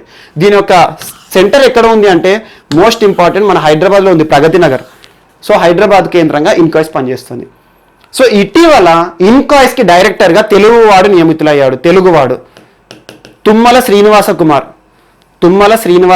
ఇది ఈరోజు వార్తలో నిలిచిన వ్యక్తి, బట్ ఇక్కడనే చెప్తున్నా, ఇన్కాయిస్ వార్తలో నిలిచింది వచ్చి తుమ్మల శ్రీనివాస కుమార్ గారు డైరెక్టర్గా నియమితులయ్యారు. ఒక తెలుగువాడు ఇన్కాయిస్ సెంటర్కి, హైదరాబాద్ కేంద్రంగా పనిచేస్తున్న ఇన్కాయిస్ సెంటర్కి డైరెక్టర్గా నియమితడం మొట్టమొదటిసారి. సో మొట్టమొదటి తెలుగు డైరెక్టర్ ఇన్కాయిస్కి. సో తుమ్మల శ్రీనివాస కుమార్, ఇది ఒక పాయింట్ ఈ రోజున. అండ్ నెక్స్ట్ ఇంకొక అంశం ఏంటంటే ఈ రోజున ఇన్కాయిస్ సంస్థ ఒడిషాని ఒక డిక్లరేషన్ ఇచ్చింది. సింపుల్ చెప్పాలంటే ఒడిషాని ఒక మంచి ప్రశంసలు ఇచ్చింది. భారతదేశంలోనే ఒడిషా మొట్టమొదటి రాష్ట్రం ఏ విషయంలో? సునామీ రెడీ స్టేట్గా ఒడిషా మొట్టమొదటి రాష్ట్రంగా నిలిచింది. సునామీ రెడీ అంటే ఏం లేదు, ఏదైనా విపత్తులు సంభవించే ముందు మనం ప్రిపేర్డ్గా ఉండాలి. ప్రిపేర్డ్గా ఉంటే ఏంటంటే ఆస్తి నష్టము ప్రాణ నష్టం తక్కువ జరుగుతుంది. సో సునామీ రెడీ స్టేట్ అంటే ఏంటంటే సునామీ వచ్చే ముందు సునామీ వచ్చినా కూడా తట్టుకునే విధంగా మనం ఎలా ఉండాలి, దానికి సంబంధించిన డిస్ప్లేస్మెంట్ ఎలా చేసుకోవాలి, రీహాబిలిటేషన్ సెంటర్స్ని ఏర్పాటు చేసుకోవడం, ఇలాంటి అన్ని అంశాల పరంగా సునామీ రెడీ స్టేట్గా ఈరోజు ఒడిషా భారతదేశంలోనే మొట్టమొదటి స్టేట్ అని ఇన్కాయిస్ ప్రకటించడం జరిగింది. సో దానికి సంబంధించి ఒడిషా ప్రభుత్వం కూడా చాలా సంబరపడింది. సింపుల్ చెప్పాలంటే ఏ రాష్ట్రానికైనా కూడా, అండ్ అందులో ఇందాక చెప్పాను మీకు సరిహద్దులకు సంబంధించి రాష్ట్రాలు చెప్పాను నేను, సముద్ర తీరంతో సరిహద్దు పంచుకుంటున్న రాష్ట్రాలు 9 అని చెప్పాను. అందులో ఒడిషా చెప్పాను నేను, చూడండి ఆంధ్రప్రదేశ్, ఒరిస్సా, పశ్చిమ బెంగాల్ అని. సో ఒడిషా ఏదైతే ఉందో ఉత్కల్ తీరం, సో ఒడిషాలో సునామీ బారిన పడకుండా వాళ్ళు ప్రిపేర్డ్గా ఉన్నారు అని చెప్పేసి ఇటీవల ఇన్కాయిస్ ప్రకటించింది. దానికి సంబంధించి 2 ప్రాంతాలని వీళ్ళు చెప్పారు. ఒకటి వెంకట్ రాయ్పూర్ ఒకటి, and second Nolia Sahi and Venkatraipur. ఈ 2 కూడా సునామీ రెడీ ప్రాంతాలుగా ఒడిషాలో గుర్తించబడ్డాయి ఇన్కాయిస్తో. సో అలా భారతదేశంలోనే సునామీ రెడీ ప్రాంతాలుగా 2 ప్రాంతాలు ఒడిషాలో నిలవడం జరిగింది. ఇదొకటి కూడా ఈరోజు మోస్ట్ ఇంపార్టెంట్. ఓకే, సో మనం సునామీకి సంబంధించి ఇన్కాయిస్ అంటే ఏంటి, భారతదేశం నుండి మనకి ఇన్కాయిస్ విషయంలో మొట్టమొదటి రాష్ట్రం సునామీ రెడీ అనే అంశంతో మొట్టమొదటి రాష్ట్రం ఏంటి అని నేర్చుకున్నాము. అలా మొట్టమొదటి తెలుగువాడు ఇన్కాయిస్కి డైరెక్టర్గా ఎవరు నియమితులయ్యారు, అలా అన్ని అంశాలు నేర్చుకున్నాం. సో అలా హిందూ మహాసముద్రంలో ఇన్కాయిస్ యొక్క డ్యూటీ ఏంటి, అండ్ మోస్ట్ ఇంపార్టెంట్ గుర్తుంచుకోండి, ఇంటర్ గవర్నమెంటల్ ఓషియానోగ్రాఫిక్ కమిషన్ ఇటీవల ఒడిషాని సునామీ రెడీ స్టేట్గా డిక్లేర్ చేయడం జరిగింది. సో ఇది మోస్ట్ ఇంపార్టెంట్. అలా హిందూ మహాసముద్రంలో ఉన్న ప్రాంతాల్లో సునామీ విషయంలో భారతదేశం సునామీ రెడీ అనే అంశంలో మొట్టమొదటి దేశంగా అవతరించడం జరిగింది. ఇది ఒకటి మోస్ట్ ఇంపార్టెంట్. మన నెక్స్ట్ టాపిక్ ఈరోజు వాల్కనోస్కి సంబంధించి. వాల్కనో మనకు తెలుసు, అగ్నిపర్వతాలని మనం ఇటీవల కాలంలో కూడా జాగ్రఫీ రిలేటెడ్గా వార్తలో నిలుస్తున్న అగ్నిపర్వతాలు, ఇటీవల మౌంట్ మెరాపి లాంటి అంశాలు నేర్చుకున్నాం. సో వార్తలో నిలుస్తున్న అగ్నిపర్వతాలను ఖచ్చితంగా చూడండి, మ్యాప్ బేస్డ్గా చూడండి. మీకు ఏవైతే వస్తాయో మ్యాప్స్ అవి నేను చూపిస్తున్నాను. కానీ ఈరోజు వార్తలో నిలుస్తున్న అగ్నిపర్వతము భూమి పైన లేదు. మరి ఏ ప్లానెట్ పైన ఉంది అంటే వీనస్ పైన అగ్నిపర్వతాలు వాల్కనోస్ ఉన్నట్టు, వాల్కనో ఏరియాస్ని గుర్తించడం జరిగింది అని ఇటీవల వార్త వచ్చింది. దానికి సంబంధించి నేచర్ జీనోసైన్సెస్ వారు ఇటీవల నేచర్ సైన్స్ వారు ఒక మ్యాగజైన్ రిలీజ్ చేశారు. అందులో వాల్కనోస్ వీనస్ పైన ఉన్నాయి, ఆ ప్రాంతాలను సైంటిఫిక్గా గుర్తించడం జరిగింది అని చెప్పేసి ఇచ్చారు. సో దానికి సంబంధించి ఏంటి, ఎక్కడెక్కడ ఉన్నాయన్న అవసరం లేదు, కాకపోతే వార్తలో నిలుస్తున్న గ్రహం గురించి చూసుకోండి. సో వీనస్ పైన వాల్కనోస్ ఉన్నాయి అని ఇటీవల వీనస్ అనే అంశం వార్తలకు వచ్చింది. మనకు తెలుసు వీనస్ అనేది స్పెషాలిటీ ఏంటి, మీరు అంతా చూస్తారు సోలార్ సిస్టంలో వీనస్ అనేది హాటెస్ట్ ప్లానెట్. మనకు అందరికీ తెలుసు హాటెస్ట్ అంటే ఏంది, అత్యంత ఎక్కువ టెంపరేచర్ ఉంటుంది, దాదాపు 450 డిగ్రీ సెల్సియస్ ఉంటుంది వీనస్ పైన. మరి చూడండి 100 డిగ్రీల సెల్సియస్ దగ్గర వాటర్ మొత్తం కూడా ఆవిరిగా మారుతుంది. అలాంటి 450 డిగ్రీ సెల్సియస్ దగ్గర ఎలా ఉంటుందో ఉంచుకోండి. సో అలా సోలార్ సిస్టంలో హాటెస్ట్ ప్లానెట్. అండ్ వీనస్ అనేది సన్ నుండి చూసుకుంటే ఒక్కొక్క ప్లానెట్ ఉంటుంది కదా, సెకండ్ ప్లేస్లో ఉంటుంది. Second planet from the sun. First ఏది ఉంటుంది, మెర్క్యూరీ ఉంటుంది. అలా మెర్క్యూరీ, వీనస్, ఎర్త్ అలా ఉంటాయి. సో అలా సెకండ్. అండ్ సైజు పరంగా చూస్తే గ్రహాలన్నింటిలో కూడా వీనస్ 6th ప్లేస్లో ఉంటుంది. అండ్ వీనస్ యొక్క స్పెషాలిటీ ఏంటంటే అన్ని గ్రహాలు తిరిగేది ఎలా ఉంటాయో సూర్యుని చుట్టూ, వీనస్ మాత్రం ఉల్టా తిరుగుతుంది. అందుకే వీనస్ చూడండి, సూర్యుడు ఏ వైపున ఉదయిస్తాడు అంటే వెస్ట్ సైడ్లో ఉదయిస్తాడు. సో ఇదొకటి కూడా మోస్ట్ ఇంపార్టెంట్. వీనస్ అండ్ యురేనస్కి ఈక్వాలిటీ ఉంటుంది. సో ఇదొకటి కూడా మనకి మోస్ట్ ఇంపార్టెంట్. అండ్ వీనస్కి మెర్క్యూరీకి మాత్రమే నో మూన్స్, అంటే ఉపగ్రహాలు ఏవైతే ఉంటాయో ఉండవు అని చెప్పేసి, దాని చుట్టూ రింగ్స్ కూడా ఉండవు. సో ఎక్కువగా రింగ్స్ ఎక్కడ మనకు సాటర్న్ చుట్టూ ఉంటాయి, ఇవన్నీ మీరు జాగ్రఫీలో నేర్చుకుంటారు విశ్వ వ్యవస్థలో. సో అలా రింగ్స్ ఉండవు వీనస్ చుట్టూ. And most important, there is no moon around Venus. So ఈ రకంగా కొన్ని అంశాలు వీనస్ సంబంధించి యాడ్ చేసుకోండి. వార్తలు నిలిచిన గ్రహం గురించి ఖచ్చితంగా ఎగ్జామ్స్లో బిట్ అడుగుతారు. ఇటీవల అగ్నిపర్వతాలకు సంబంధించి ఏ గ్రహం పైన కనుగొనడం జరిగింది, కొన్ని ప్రాంతాలను నేచర్ సైన్స్ మ్యాగజైన్లో రావడం జరిగింది. సో అలాంటి అంశాలు వస్తాయి. సో వీనస్ ఈరోజు వార్తలు నిలిచిన గ్రహం. అండ్ నెక్స్ట్ యమునా నది. రెండవసారి యమునా నది గురించి మనం చర్చించుకుంటున్నాం. క్రితం వారము యమునా నదికి సంబంధించి వేరే అంశాన్ని చర్చించుకున్నాం. అదేంటంటే ఇటీవల యమునా నదిలో అమ్మోనియం కాన్సన్ట్రేషన్ పెరుగుతోంది, అమ్మోనియా అని చెప్పేసి ఆ విషయం మనం నేర్చుకున్నాము. అదేంటి, దానికి సంబంధించి అమ్మోనియా వల్ల వచ్చే దుష్ఫలితాలు ఏంటి, ఏ రకంగా అమ్మోనియా యమునా నదిలో వస్తుంది అని. అండ్ లాక్డౌన్ కాలంలో యమునా నదిలోని నీరంతా కూడా శుభ్రంగా ప్రవహించింది. కారణం ఏంటంటే జనాలందరూ ఇళ్లలో ఉన్నారు, పరిశ్రమలన్నీ స్తంభించిపోయి, పరిశ్రమ నుండి ఉత్పత్తి లేదు, పరిశ్రమ నుండి పారిశ్రామిక వ్యర్థాలను నేరుగా నదీ వ్యవస్థలోకి లేకపోవడం వల్ల లాక్డౌన్ కాలంలో పర్యావరణ పరంగా అద్భుతాలు జరిగినాయి. మీరు చూడండి, జలంధర్ విషయం కానివ్వండి, జలంధర్ హిమాలయాలు కనబడడం కానివ్వండి, యమునా నదిలో పరిశుభ్రమైన నీరు ప్రవహించిన కారణం ఏంటంటే పరిశ్రమ లేదు, కాలుష్యం లేదు, వెహికల్స్ లేవు, సో పొల్యూషన్ లేదు. సో అన్ని మళ్ళీ ఏంటి, లాక్డౌన్ అన్లాక్ రాగానే పరిశ్రమలు ప్రారంభమైన యమునా నదిలో పరిశ్రమల నుండి ఎఫిలియన్స్, ఇండస్ట్రియల్ ఎఫిలియన్స్ కానివ్వండి, పారిశ్రామిక వర్గాలన్నీ కూడా నేరుగా వదిలిపెట్టడం, దాని ద్వారా యమునా నది ఇటీవల అమ్మోనియా కాన్సన్ట్రేషన్ పెరిగిందని. మరి ఈ రోజున యమునా నది ఒడ్డున మొత్తం కూడా వేస్ట్, గార్బేజ్, సాలిడ్ వేస్ట్, చెత్త కుప్పలు మొత్తం కనబడుతున్నాయి. యమునా నది ఒడ్డున మొత్తం కూడా చెత్త కుప్పలు కనబడుతున్నాయి. దీనికి సంబంధించి ఏ సంస్థ రియాక్ట్ అయింది అంటారు? మనకు పర్యావరణ పరంగా కానివ్వండి, నీటి విషయంలో కానివ్వండి, కాలుష్య పరంగా కానివ్వండి, ఒక అత్యున్నత సంస్థ వీటిని అంశాలు ప్రస్తావిస్తుంది. రెగ్యులర్ మనం చూస్తున్నాం పర్యావరణ కాలుష్యం పైన కానివ్వండి, సో వాటర్ విషయంలో కానివ్వండి, గ్రౌండ్ వాటర్ విషయంలో ఇటీవల వార్తలు నిలిచింది, కమర్షియల్ యూజ్ ఆఫ్ గ్రౌండ్ వాటర్లో. ఏ సంస్థ అది? ఎన్జిటి, నేషనల్ గ్రీన్ ట్రిబ్యునల్, జాతీయ హరిత ట్రిబ్యునల్ 2010లో ఏర్పడింది, చట్టబద్ధ సంస్థ, స్టాట్యూటరీ సంస్థ. సో జాతీయ హరిత ట్రిబ్యునల్ భారతదేశంలో పర్యావరణం విషయంలో ఒక న్యాయస్థానం అనుకోండి. సో ట్రిబ్యునల్, సో న్యాయస్థానానికి పర్యావరణ విషయంలో అన్ని అంశాలు కూడా దీనికి అధికారం ఉంటుంది. సో ఎన్జిటి ఇటీవల ఒక రాష్ట్రాన్ని ప్రశ్నించింది, వార్నింగ్ ఇచ్చింది. ఏ విషయంలో? యమునా నది విషయంలో. యమునా నది ఒడ్డున మొత్తం కూడా పారిశ్రామిక వ్యర్థాలు నిండిపోతున్నాయి, చెత్త కుప్పలు పేరుకుపోతున్నాయి. ఎందుకు ఇలా జరుగుతోంది, దీనికి సంబంధించి మీ రాష్ట్ర ప్రభుత్వం ఏం చేస్తుంది అని ఉత్తరప్రదేశ్ని అడిగింది. ఉత్తరప్రదేశ్ రాష్ట్రానికి వార్నింగ్ ఇచ్చింది.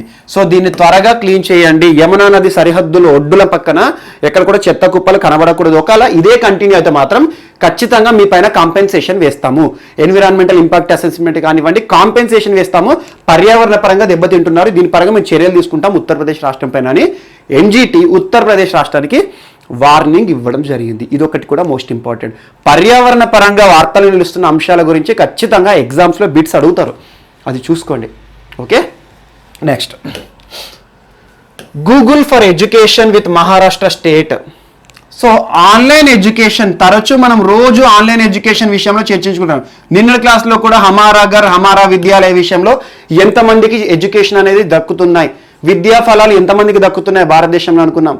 చూడండి, ప్రాథమిక విద్య కానివ్వండి, విద్యను ప్రాథమిక హక్కుగా ఇచ్చినప్పుడు అందరికీ సమానంగా దక్కాలి. నిన్న కూడా చెప్పాను నేను, ఆర్టికల్ 21A సవరించాలి. 86వ రాజ్యాంగ సవరణ ఏదైతే ఉందో దాన్ని సవరించాలి. కారణం ఏంటంటే ఈరోజు ఆన్లైన్ ఎడ్యుకేషన్ అనేది అమల్లోకి వచ్చినప్పుడు ఆన్లైన్ ఎడ్యుకేషన్ దేశంలోని ప్రతి మూలకి సమానంగా చేరట్లేదు. సో ప్రాథమిక హక్కుగా విద్య అనేది ఇక్కడ ఒక ఉల్లంఘన జరుగుతోంది. సో ఆన్లైన్ ఎడ్యుకేషన్ని కూడా ఆర్టికల్ 21A కింద పెట్టాల్సిందే.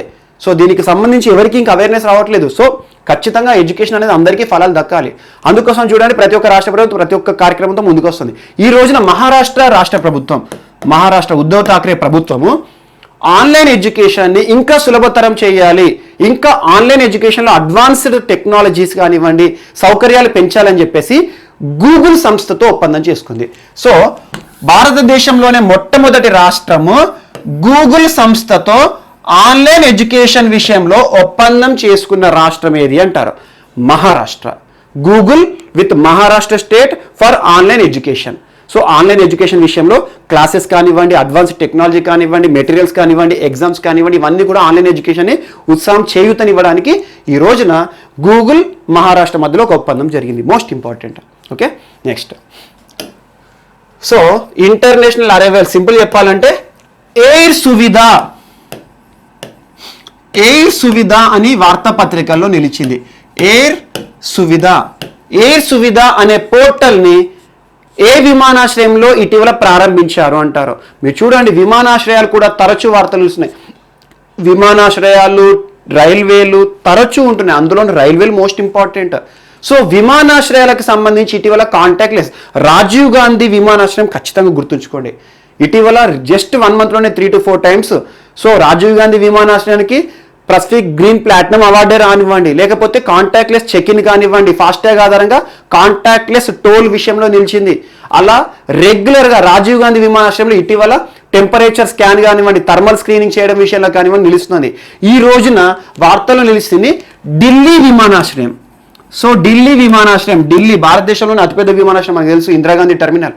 సో ఢిల్లీ విమానాశ్రయంలో ఒక పోర్టల్ని ప్రారంభించాము అని చెప్పేసి జిఎంఆర్ గ్రూప్ ప్రకటించింది. జిఎంఆర్. సో విమానాశ్రయాల విషయంలో జిఎంఆర్ అనేది మోస్ట్ ఇంపార్టెంట్. జిఎంఆర్ ఎక్కువగా విమానాల విషయంలో భారతదేశంలో నిర్మాణ బాధ్యతలు తీసుకుంటుంది. జిఎంఆర్ ఇటీవల ఢిల్లీ విమానాశ్రయంలో ఎయిర్ సువిధ అనే ఒక పోర్టల్ని ప్రారంభించామని చెప్పింది. ఎందుకు అంటే ఇప్పుడు చూడండి, విదేశీ విమానాలు నడవట్లేదు, కానీ విదేశాల నుండి మన భారతదేశానికి వస్తున్నారు. మోస్ట్ ఇంపార్టెంట్ చూడండి, ఇటీవల ఒక బాధాకరమైన ఘటన కేరళ ప్రాంతంలో జరిగింది. విమానం 2 ముక్కలుగా జరగడం, విమానం 2 ముక్కలుగా తెగిపోవడము, అందులో కొంతమంది చనిపోవడం పైలట్తో సహా. సో అది చాలా దారుణం. ఎందుకంటే ఒక గుంతలో టైర్ దిగడం వల్ల ఆ విమానం మొత్తం కూడా పగిలిపోవడం, విగిరిపోవడం జరిగింది. సో అది డిఫరెంట్. బట్ ఈరోజు విదేశాల నుండి వచ్చే వారందరూ కూడా వందే భారత్ మిషన్ కింద వస్తున్నారు. వేరే వాళ్ళకి ఎవరికి కూడా విమాన సౌకర్యాలు లేవు ఇప్పుడు, ఎందుకంటే వందే భారత్ మిషన్ నడుస్తుంది. విమానాలు సింపుల్ విదేశాలు చిక్కుకుపోయిన భారతీయులను భారత ప్రభుత్వమే అధికారికంగా ఇండియాకి తీసుకొస్తుంది. వందే భారత్ మిషన్, సముద్ర సేతు ప్రోగ్రాం అయిపోయింది. అలా వందే భారత్ మిషన్లో భాగంగా విదేశాల నుండి ఇండియాకు వచ్చే వారిపైన కొన్ని రెస్ట్రిక్షన్స్ ఉంటాయి. క్వారంటైన్ ఉండాలి అని అలాంటి అంశాలు ఉంటాయి. సో క్వారంటైన్ నిబంధనలు మరియు ఏ దేశం నుండి వస్తున్నారో వారికి సంబంధించిన అన్ని అంశాలు కూడా వారు ఒక ఫామ్ రాయాల్సి ఉంటుంది. సో అలాంటి ఫామ్స్ రాయడము, నింపడం కాకుండా విదేశాల నుండి వచ్చే వారందరూ కూడా ఇప్పుడు ఢిల్లీ విమానాశ్రయంలో ఎయిర్ సువిధ అనే ఒక పోర్టల్ ద్వారా వారికి సంబంధించిన డేటా మొత్తం ఇచ్చేయాలి. లేదా సెల్ఫ్ క్వారంటైన్, ఇంటికి వెళ్ళి క్వారంటైన్లో ఉంటామా లేదా బయట ఉంటామా, అవన్నీ కూడా డీటెయిల్స్ అనేవి ఇవ్వడానికి విదేశాల నుండి వచ్చే ప్రయాణికులకు సంబంధించిన డేటా సమాచారాన్ని మొత్తం కూడా ఒక స్థానంలో ఉంచడానికి ఎయిర్ సువిధ అనే ఒక అంశంతో ఇటీవల వార్తల్లోకి ఎక్కిన అంతర్జాతీయ విమానాశ్రయం ఏది అంటారు. సో ఇదొకటి. సో ఇటీవల విమానాశ్రయాల యొక్క ప్రైవేటీకరణ మరియు కుషినగర్ అంతర్జాతీయ విమానాశ్రయం కానివ్వండి, అలాంటి అంశాలు రెగ్యులర్గా చూడండి, ఖచ్చితంగా వస్తాయి విమానాశ్రయాల గురించి కూడా. ఎందుకంటే కాంపిటేటివ్ ఎగ్జామ్లో ఏ స్కోప్ ఉంటున్నా కూడా వార్తలు నిలుస్తున్న వాటిపైన చూడండి. అండ్ ఉడాన్ ప్రోగ్రామ్ కూడా. సో ఆంధ్రప్రదేశ్ సంబంధించి భోగాపురం కానివ్వండి, అలాంటి అంశాలు అన్నీ లింక్ చేసుకోండి. నెక్స్ట్, సో రైల్వేస్ మళ్ళీ వార్తలు నిలిచింది. రెగ్యులర్గా మనం చూస్తున్నాం రైల్వేకి సంబంధించి రెగ్యులర్ వార్త, అదొక వార్త ఇదొక వార్త. రోజు రోబోల విషయంలో వార్తల్లో కానివ్వండి, ట్రాక్ల విషయంలో కానివ్వండి, నిర్మాణాల విషయంలో కానివ్వండి, వంతెనల విషయంలో రోజుకొకటి 2 టాపిక్లు. నిన్న కిసాన్ ఎక్స్ప్రెస్ గురించి నేర్చుకున్నాము, వ్యాపారమాల ఎక్స్ప్రెస్ గురించి నేర్చుకున్నాము. అలా ఈ రోజున రైల్వేస్ మళ్ళీ వార్తలు నిలిచినాయి. సో ఒకటి గుర్తుంచుకోండి, డైలీ ఒక ఇష్యూ రైల్వేలకు సంబంధించి ఉంటుంది. అది ఈ లాక్డౌన్ కాలంలో ఎక్కువగా ఉంటుంది. సో రైల్వేలకు సంబంధించి ఈ రోజు వార్తలు ఉంది ఏంటంటే కలాసీ వ్యవస్థ అనేది రద్దు చేస్తున్నట్టుగా ఇండియన్ రైల్వేస్ ప్రకటించింది. రైల్వే రిక్రూట్మెంట్ బోర్డు కూడా ప్రకటించింది. సో కలాసీ వ్యవస్థ అంటే ఇది బ్రిటిష్ ప్రభుత్వం భారతదేశాన్ని సింపుల్గా భారతదేశంలో రైల్వేలు ప్రవేశపెట్టిందే భారత ప్రభుత్వం కాదు, బ్రిటిషర్స్ మనం పరిపాలించిన డల్హౌసీ గారి కాలంలో రైల్వేలు ప్రవేశించబడ్డాయి. సో అలాంటి రైల్వే వ్యవస్థ బ్రిటిష్ వారి చేతిలో ఉన్నప్పుడు కలాసీ అనే ఒక వ్యవస్థ ఉండే. ఆ కలాసీ వ్యవస్థ యొక్క కలాసీ అంటే ఏంటంటే ఒక రిక్రూట్మెంట్, ఒక వ్యక్తి అంటే సింపుల్ ఏంటంటే రైల్వేలో ఉండే రిక్రూట్మెంట్ కలాసీ వ్యవస్థ. కలాసీ వ్యవస్థలో నియామకమైన వ్యక్తి ఏం చేయాలంటే రైల్వేలో అధికారులు ఉంటారు కదా, ఆ అధికారుల ఇళ్ళ దగ్గర కాపలా కాయడం కానివ్వండి, అధికారుల ఇంటికి సంబంధించి పనులు చేయడం కానివ్వండి, అలా ఉంటాయి. సింపుల్ చెప్పాలంటే అధికారులకు చేసే సేవకులు వీళ్ళు కలాసీ. అండ్ ఇటీవల దీన్ని ఏం పేరుతో పిలుస్తున్నారంటే టెలిఫోన్ అటెండెంట్ అండ్ కలాసీ సిస్టమ్ అనే పేరు మీద రిక్రూట్మెంట్స్ కూడా జరుగుతున్నాయి. 2020 వరకు కూడా కలాసీ సిస్టంలో రిక్రూట్మెంట్స్ జరిగినాయి. సో అలాంటి కలాసీ వ్యవస్థని ఇప్పుడు రద్దు చేస్తాము. రానున్న ఎగ్జామ్స్లో రైల్వే రిక్రూట్మెంట్ బోర్డు కానీ ఎలాంటి రిక్రూట్మెంట్ అయినా కూడా ఇక కలాసీ అనే వ్యవస్థ ఉండదు అని చెప్పేసి రైల్వేలు ప్రకటించాయి. సో కలాసీ వ్యవస్థ ఇప్పటివరకు జరిగిన లాస్ట్ ఇయర్ కానీ రిక్రూట్మెంట్ ఏమైనా జరిగితే వాటిని కూడా పునర్సమీక్షిస్తామని ఇండియన్ రైల్వేస్ ప్రకటించడం జరిగింది. సో అలా బ్రిటిష్ కాలం నుండి వస్తున్న ఒక అంశము కలాసీ వ్యవస్థకి ఈ రోజున భారత ప్రభుత్వం అంతం చేసేసింది. కలాసీ వ్యవస్థ అవసరం లేదు, ఇప్పటికి కూడా అధికారుల ఇంటి దగ్గర కాపలాదారులు వారికి సంబంధించిన సేవలు చేయడము, టెలిఫోన్ అటెండెంట్స్ కానివ్వండి ఇలాంటి అవసరం లేదని చెప్పేసి, ఒకవేళ ఇలాంటి అవసరం ఉంటే పేరు మార్చి వేరే వ్యవస్థ వారికి వేరే బాధ్యతలు ఇవ్వడం జరుగుతుంది. సో కలాసీ వ్యవస్థ అనేది అంతం చేస్తున్నట్టు. అండ్ చూడండి రైల్వేస్ బడ్జెట్ కానివ్వండి, railway budget and Indian budget separate కూడా ఎప్పుడు జరిగింది, అక్వర్త్ కమిటీ ఏంటి, ఇవన్నీ కూడా ఇక్కడ లింక్ చేసుకోండి. ఎందుకంటే రైల్వేకి సంబంధించి చరిత్ర మొత్తం చదవండి. Okay, next. So Arvind Kejriwal గారు ఢిల్లీ ముఖ్యమంత్రి రెగ్యులర్గా మనం నేర్చుకుంటున్నాము. ఇటీవల ఇంటింటికి రేషన్, ముఖ్యమంత్రి గర్గర్ రేషన్ కానివ్వండి. So and most important vehicles విషయంలో, పొల్యూషన్ విషయంలో రెగ్యులర్గా తను వార్తలు ఇస్తున్నాడు. గడిచిన సంవత్సరం 2 ఏళ్ల కింద సరీబేసి విధానం అని. ఢిల్లీ క్యాపిటల్, అన్నింటికీ క్యాపిటలే. మనం చాలా విషయాలు చూసాం. ఢిల్లీ రేపుల రాజధాని అని చూస్తున్నాం. క్యాపిటల్ ఆఫ్ రేప్స్ అని చెప్పేసి చాలా ఇంటర్నేషనల్ మ్యాగజైన్స్ కూడా ఢిల్లీ పైన వ్యాఖ్యానించాయి. And Delhi is capital of air pollution అంటారు. సో ఎయిర్ పొల్యూషన్, రేప్స్, అన్ని రకాల రాజధానే, కానీ రాజధానిలో చాలా వరకు కూడా వ్యతిరేకాలు ఉన్నాయి కొన్ని. సో అలా ఎయిర్ పొల్యూషన్ దృష్టిలో ఉంచుకొని ఢిల్లీ ప్రభుత్వం తరచూ ఏదో ఒక అంశంతో ప్రజా రవాణా వ్యవస్థను ప్రోత్సహించడానికి కూడా ఇటీవల కాలంలో వార్తలకు వస్తుంది. ఈ రోజున ఢిల్లీ ప్రభుత్వము ఒక ముఖ్యమైన అంశంతో వార్తలు నిలిచింది. అండ్ ఢిల్లీ ఏదైతే ఉందో కేంద్రపాలిత ప్రాంతమే, కానీ అక్కడ అసెంబ్లీ ఉంటుంది. ఢిల్లీ గవర్నర్కి విశిష్ట అధికారాలు ఉంటాయి ఆర్టికల్ 239A(4) ఆధారంగా. అది కూడా చూసుకొని క్రితం క్లాస్ మనం చేసాము. సో ఈ రోజున ఎలక్ట్రిక్ వెహికల్స్ విషయంలో, ఇటీవల ఎలక్ట్రిక్ వెహికల్ ప్లాజాని ప్రారంభించడం జరిగింది ఢిల్లీలో, చెమ్స్ఫర్డ్ మార్గులో. అది నేర్చుకున్నాము. అలా భారతదేశంలో మొట్టమొదటి electric vehicle plaza.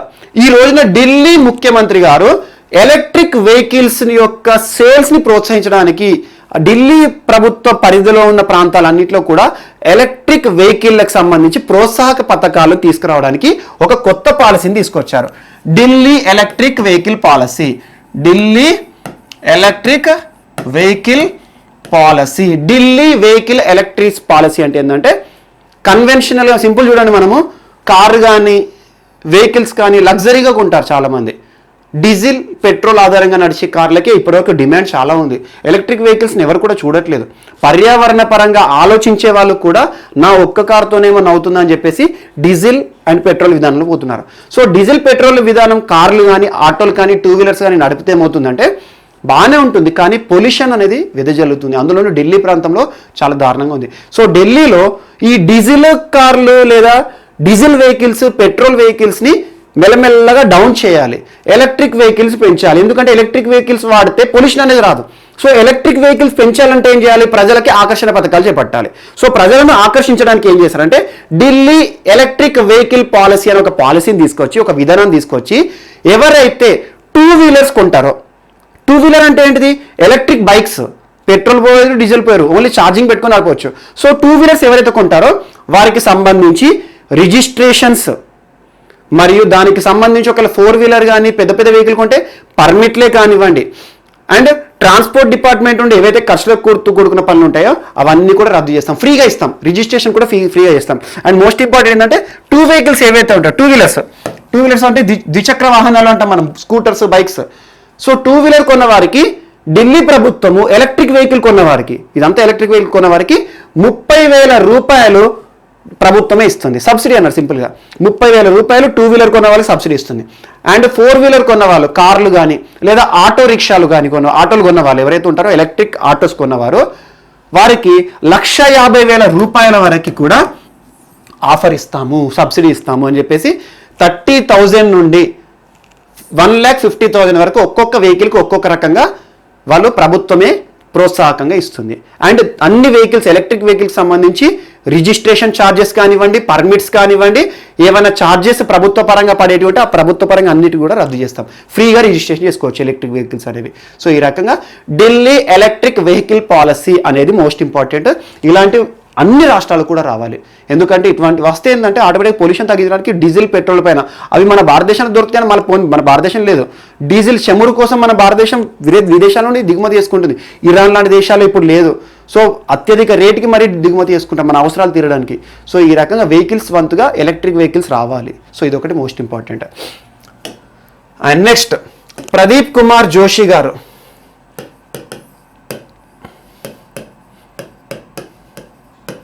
Pradeep Kumar Joshi గారు యూపీఎస్సీ చైర్మన్గా నియమితులు అవ్వడం జరిగింది. UPSC, union public service commission. ఇటీవలే సివిల్స్ ర్యాంక్స్ వచ్చినాయి.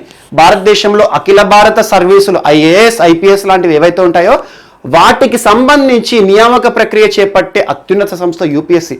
యూపీఎస్సీ నిర్వహించే ఏ ఎగ్జామ్స్ అయినా కూడా గెజిటెడ్ టాప్ ఏ క్యాడర్లో ఉంటాయి. ఆ తర్వాత కేటర్లు అన్ని స్టాఫ్ సెలక్షన్ కమిషన్స్ ఇవి ఉంటాయి. సో అలా అఖిల భారత సర్వీసుల నియామకాలకు సంబంధించి యూపీఎస్సీ ఉంటుంది. యూపీఎస్సీ అనేది రాజ్యాంగబద్ధ సంస్థ. రాజ్యాంగంలో ఉన్న వాటిని ఆర్టికల్ ఏదైతే ఉంటుందో వాటిని రాజ్యాంగబద్ధ సంస్థ అంటారు. రాజ్యాంగంలో ఆర్టికల్ 315 నుండి 323 వరకు యూపీఎస్సీకి సంబంధించిన ఫంక్షన్స్ కానివ్వండి అవన్నీ ఉంటాయి. Public service commission. So articles ఏవైతే ఉంటాయో ఒక సంస్థను చూపిస్తూ వాటి రాజ్యాంగబద్ధ సంస్థలు. సో ఈరోజు యూపీఎస్సీ వార్తలు నిలిచింది రాజ్యాంగబద్ధ సంస్థకు. ఆ సంస్థకి చైర్మన్గా ఇటీవల నియమితులైన వ్యక్తి ఎవరంటారు? ప్రదీప్ కుమార్ జోషి. తనకు ప్రమాణ స్వీకారం ఎవరిచ్చారంటారు? ఇప్పుడు పదవీకాలం ముగిసిన చైర్మన్ తనకు ప్రమాణ స్వీకారం ఇచ్చారు. పదవీకాలం ముగిసిన వారు ఎవరు? ఎవరి స్థానంలో ప్రదీప్ కుమార్ జోషి వచ్చారు? అరవింద్ సక్సేనా గారు.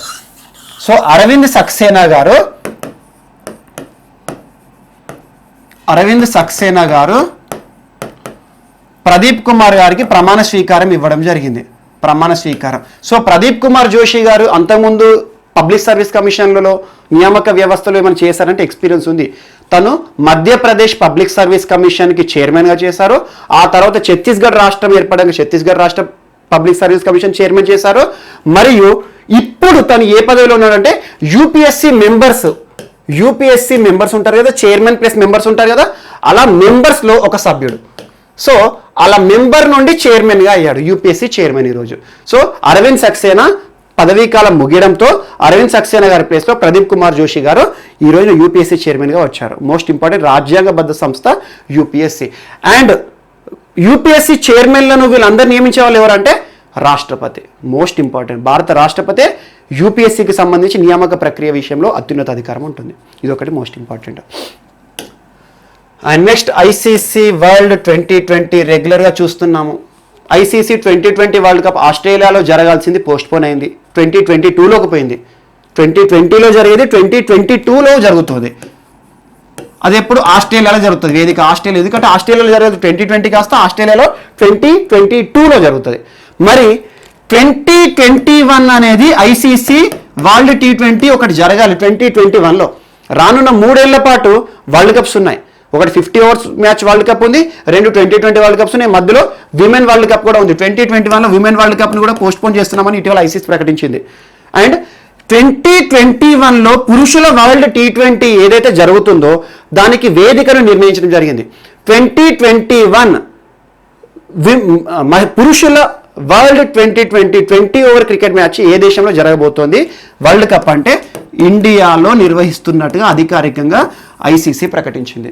సో 2021 ఐసీసీ వరల్డ్ 2020 ఏదైతే ఉందో దానికి వేదిక ఇండియాలో ఉంటుంది. అంటే అన్ని దేశాలు వచ్చి ఇండియాలో ఆడతాయి.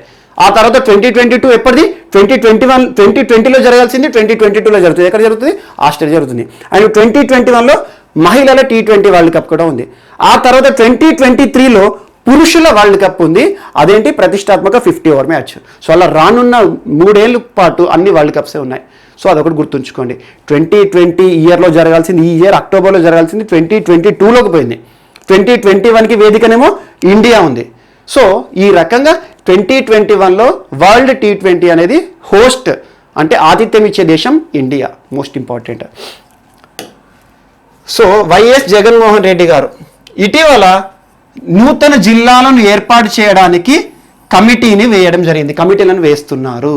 అండ్ గుర్తుంచుకోండి 25 లేదా 26 జిల్లాలను ఆంధ్రప్రదేశ్లో ఏర్పాటు చేయాలని చెప్పేసి ఇటీవల కేబినెట్ తీర్మానం పొందడం జరిగింది. దానికి సంబంధించి ఇటీవల వైఎస్ జగన్మోహన్ రెడ్డి గారి ప్రభుత్వము కమిటీని నియమిస్తాము. జిల్లాల పునర్వ్యవస్థీకరణ ఏ రకంగా ఉండాలి, ప్రస్తుతం ఉన్న జిల్లాల నుండి ఎన్ని జిల్లాలను వేరు చేయవచ్చు, కొత్త జిల్లాలు ఏర్పాటు అయిందని చెప్పేసి.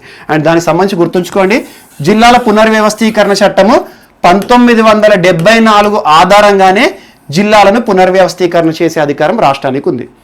ఓకే, ఈ రోజున ఎన్ని జిల్లాలుగా ఏర్పాటు చేయాలనేది తన యొక్క విచక్షణ అధికారం, రాష్ట్ర ముఖ్యమంత్రి యొక్క విచక్షణ అధికారం.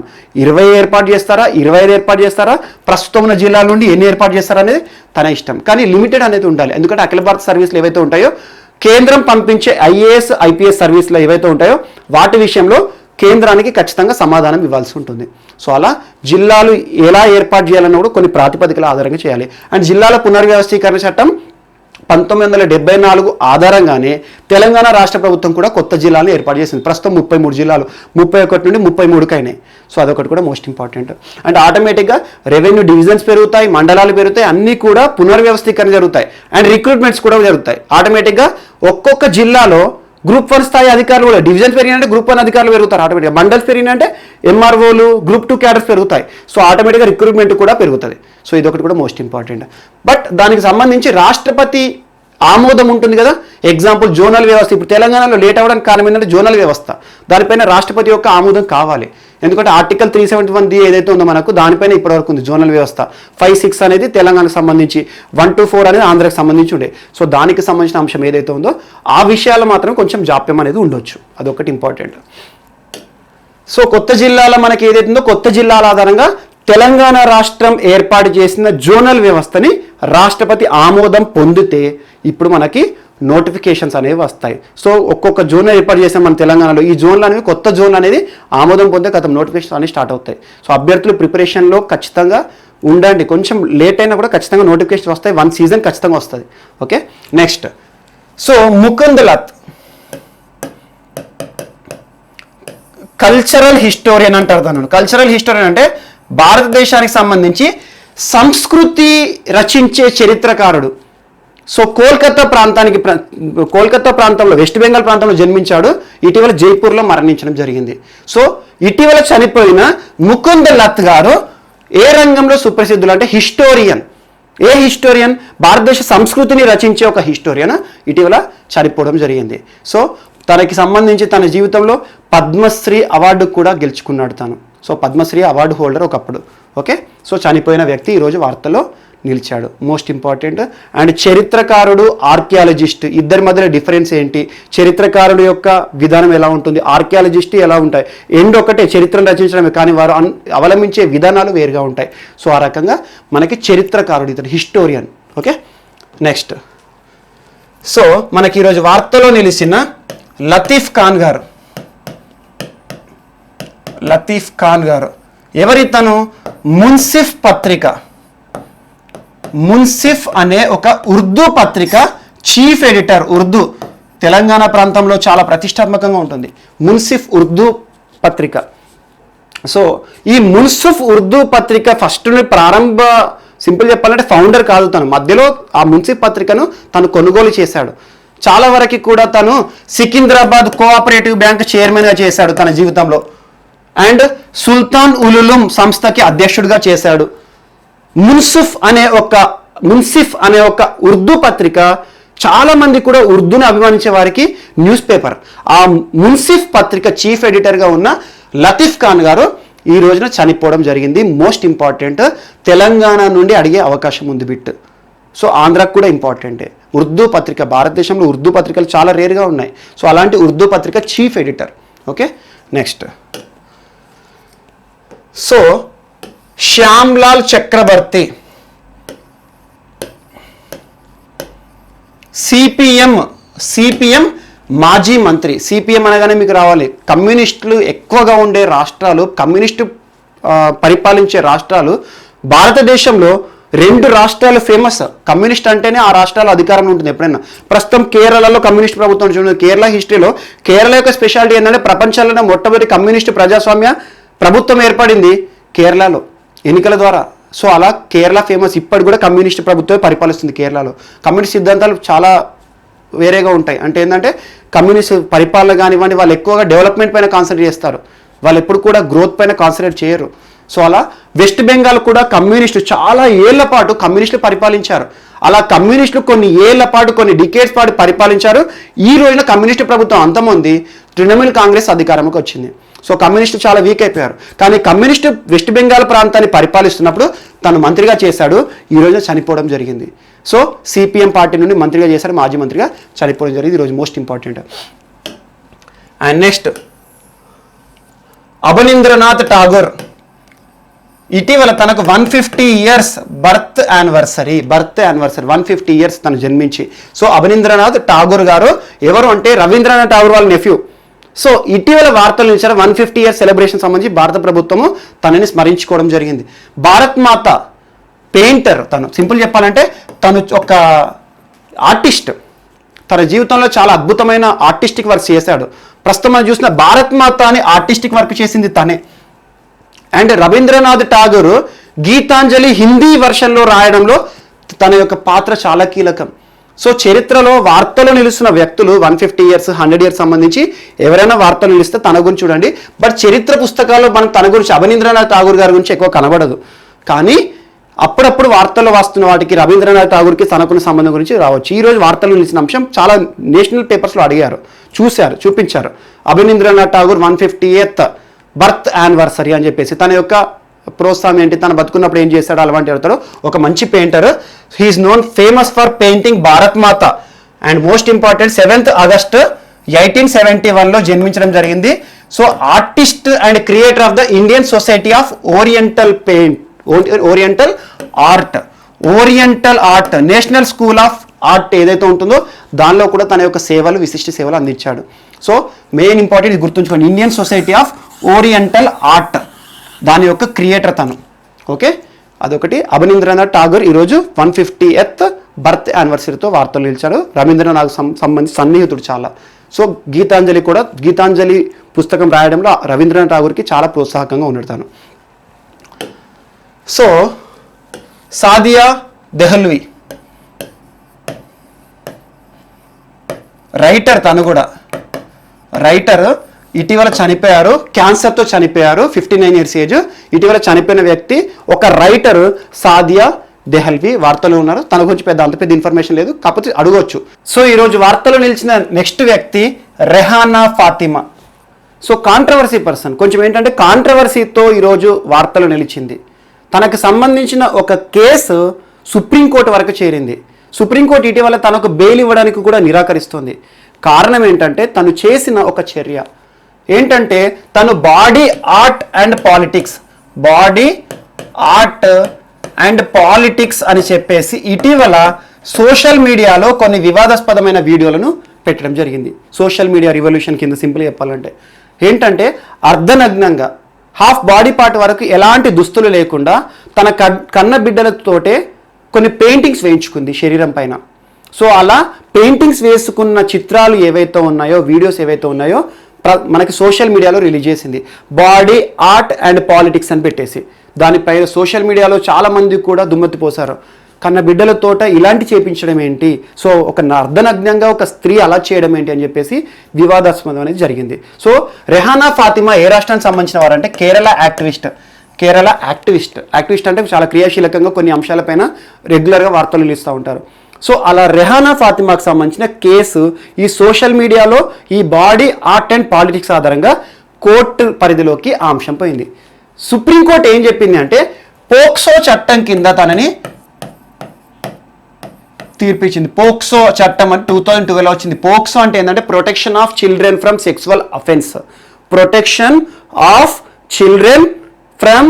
సెక్సువల్ అఫెన్స్ అంటే మనకి సింపుల్ చెప్పాలంటే ఏంటంటే సెక్సువల్గా చిన్నపిల్లలపైన ఎలాంటి అఫెన్సెస్ కూడా జరగకుండా రక్షించే ఒక చట్టం 2012లో వచ్చింది, పార్లమెంట్ తీసుకొచ్చింది. అలా చిన్నపిల్లలపైన లైంగికపరమైన కార్యకలాపాలు ఎవరైనా చేసినా, చిన్నపిల్లలను లైంగికపరమైన ప్రేరేపణ ఎవరైనా చేసినా కూడా అలా లైంగిక దాడులు చిన్నపిల్లలపైన చేస్తే పోక్సో చట్టం ప్రయోగిస్తారు. ఇప్పుడు తన చిన్నపిల్లలు కన్నబిడ్డలు ఎవరైతే ఉంటారో వాళ్ళతోటే లైంగిక పరమైన ప్రేరేపణ చేయడం కానివ్వండి, లైంగిక పరంగా కొన్ని అంశాలతో తను వివాదాస్పదమైంది. సో అలా రెహానా ఫాతిమాకు సంబంధించి ఇటీవల సుప్రీంకోర్టు తనకు బెయిల్ ఇవ్వడం నిరాకరించింది. సో ఈ కాంట్రవర్సీ ఎందుకంటే ఇక్కడ తను చూపిస్తున్న పాయింట్ సుప్రీంకోర్టులో తను ఏ రకంగా డీల్ చేస్తుంది అంటే పురుషులు అర్ధనగ్నంగా కనబడుతున్నారు. పురుషులు అర్ధనగ్నంగా కనబడి పురుషులు సినిమాల్లో కానివ్వండి, షర్ట్ లేకుండా కానివ్వండి కనబడితే ఏ న్యాయస్థానం ప్రశ్నించట్లేదు.